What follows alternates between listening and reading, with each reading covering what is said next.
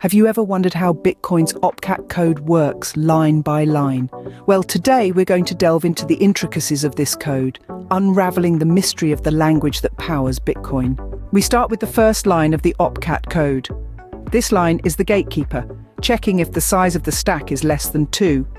It's like a bouncer at a club, ensuring there are at least 2 items in the stack before the party can get started. Next up is the second line.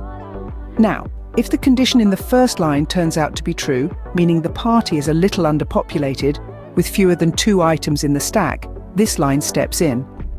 It sends out an error message, indicating an invalid stack operation. Consider it a distress signal, alerting us that something is amiss. Moving on to the third line, we take a deeper dive into the stack. This line creates a reference, known as VSH1, to the second to top item in the stack.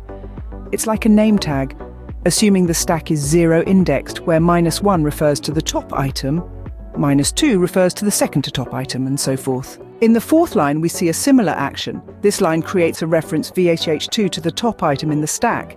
It's like VSH1's sibling, marking the very top of our stack. Now, the fifth line of the OpCAT code checks if the combined size of our tagged items, VSH1 and VSH2, exceeds a maximum script element size. It's like a quality control officer, ensuring that the combined data doesn't get too large and unwieldy. Just like the second line, the sixth line steps in if the condition in the fifth line is true, meaning the combined data size has gone overboard. It sends out an error message, indicating an invalid stack operation. It's like the alarm bell that rings when there's too much on our plate. The seventh line is where things get really interesting. Here, the elements of VSH2 are appended to the end of VSH1. Imagine taking 2 blocks of data and smooshing them together. That's what this line does. Finally, the eighth line of the OpCAT code removes the top item from the stack. Why? Because its data has been combined with the second to top item. It's like cleaning up after a job well done. So, why is all this important? Well, each line of the OpCAT code contributes to the overall function of Bitcoin. It's like the cogs in a machine, each playing a vital role. By understanding how each line works, we can better appreciate the complexity and genius of Bitcoin's underlying structure.